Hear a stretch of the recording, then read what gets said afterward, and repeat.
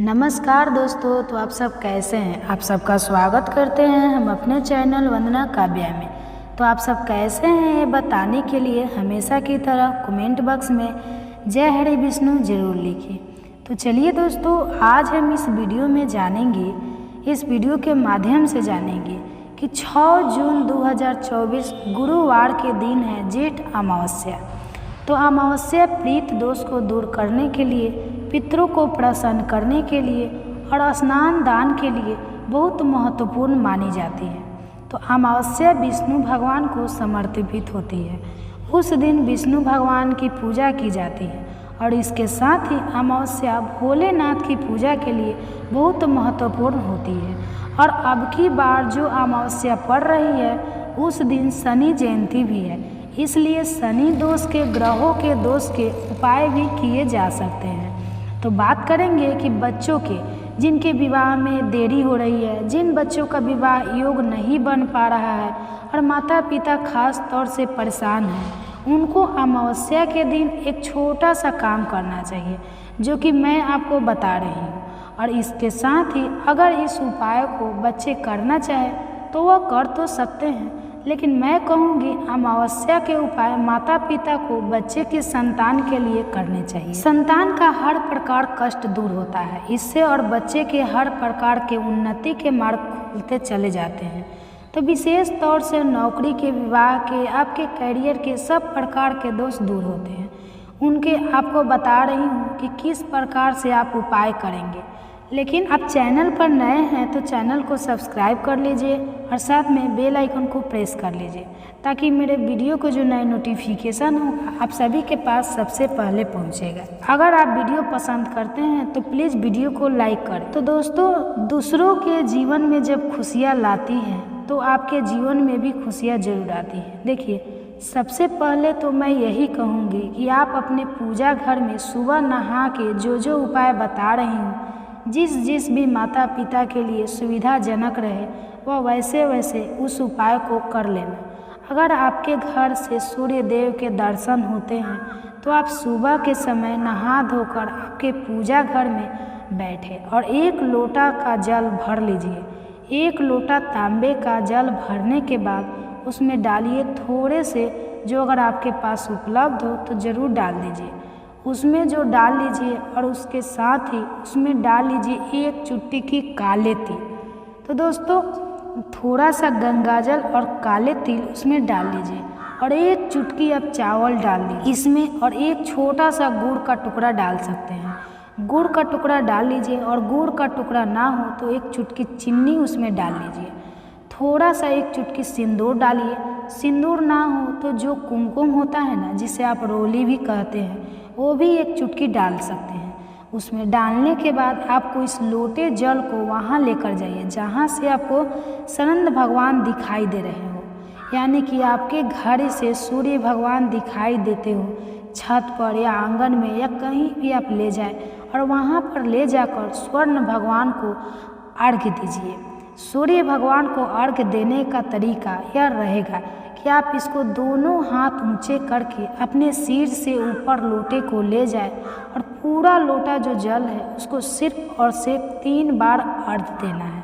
आपको 1 बार, 2 बार, 3 बार रुक के 3 बार अर्घ्य देनी है।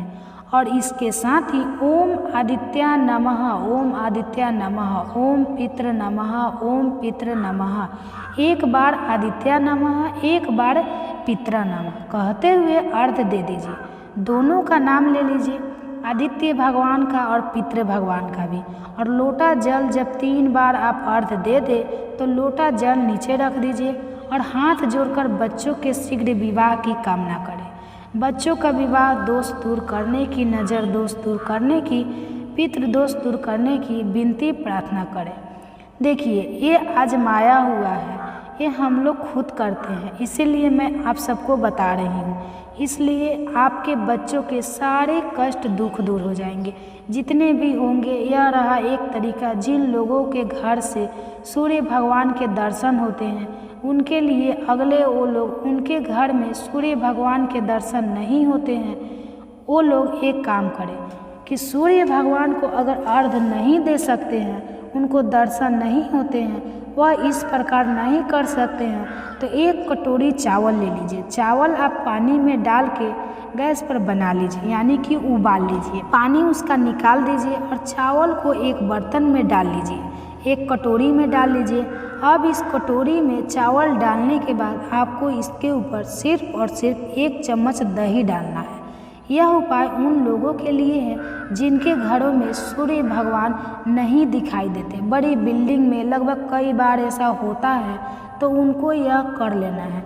या जिनके घरों के पास यह सुविधा हो तो जो मैं बता रही हूँ तो वह भी इस उपाय को कर सकते हैं। तो सूर्य भगवान के अर्घ के साथ ही यह उपाय भी आप जरूर कर लें।